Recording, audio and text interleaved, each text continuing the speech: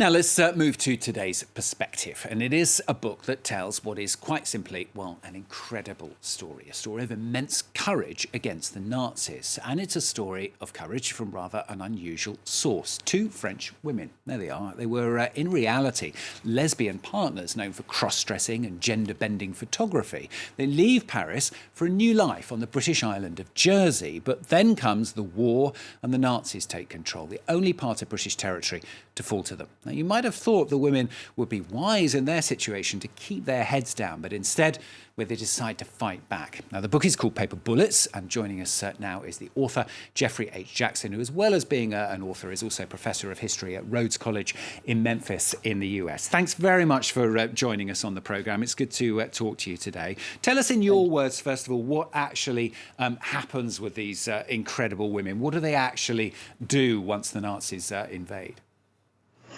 Well, as you say, it's an incredible story, and part of what's really so surprising about the story is how they choose to resist. So basically what they do is they write a series of notes to the Nazis, something that, when you think about it, on the face of it, seems very insignificant, inconsequential. But they write these notes and they leave them all over the island of Jersey for soldiers to find. And the idea is that soldiers will read these notes and first of all, not know where the notes were coming from, but also begin, hopefully, to look at the world from a different perspective. So all the notes were written in German, so they were addressed to the soldiers themselves. And the idea is that was that soldiers would look at the notes, read them, and maybe sort of rethink, why are we here? Why are we on this island? Why aren't we at home with our families? Why don't we leave? The women really hoped that the soldiers would desert and go home. So is there any evidence that the notes actually had any effect? Well, I think the best example or the best evidence for that is the fact that the German secret police hunted them for 4 years. The Germans clearly took this seriously. They were trying to find who was the author of these notes. Jersey was a very strategic spot.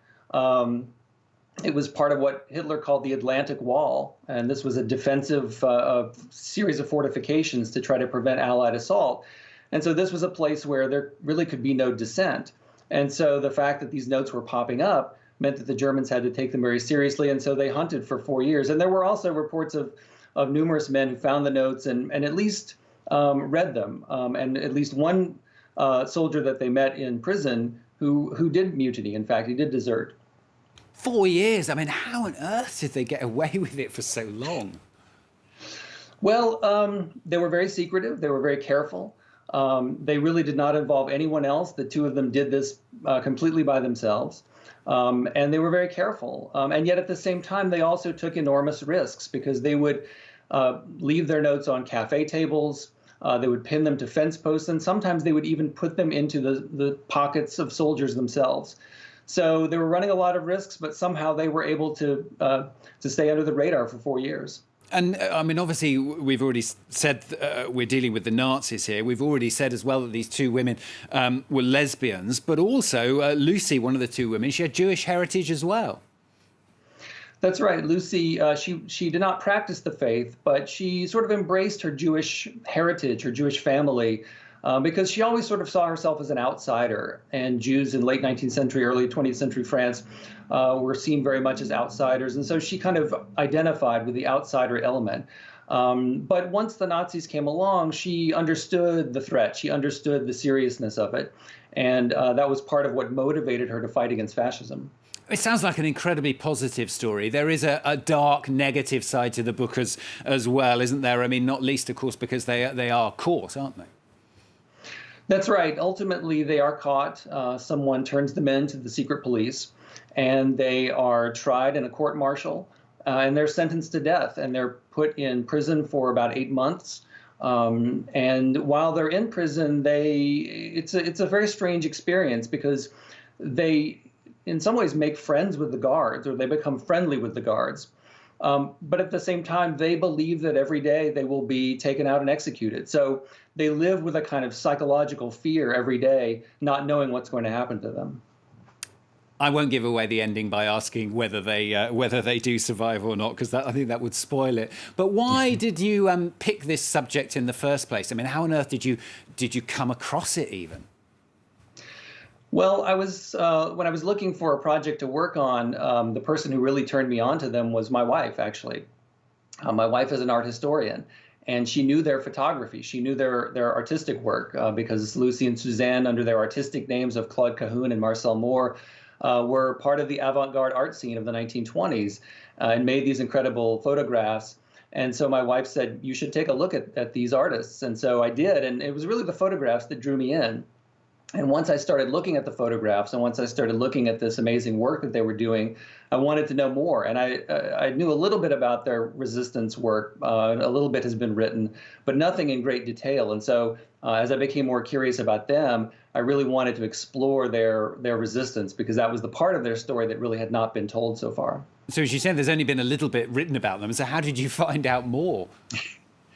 It took me 7 years to write this book. It took archival work on both sides of the Atlantic. And so it really required a lot of digging.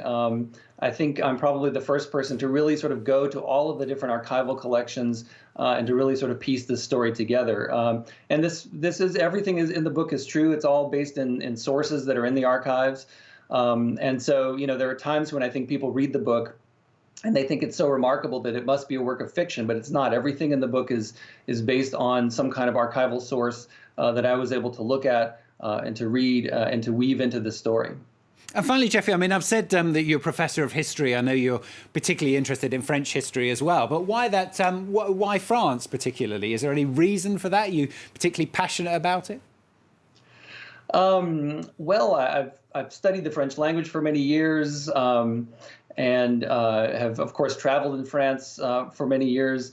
Going back even before that, my grandparents actually traveled quite a bit extensively all over the world and would always bring back wonderful stories about their trips, in particular to Europe. And they took many trips to France. And so I think many threads of my life sort of came together and led me to this path of studying French history and European history and just sort of curiosity about wanting to know more. And I think that's part of what also led me to the story of Lucy and Suzanne and their resistance.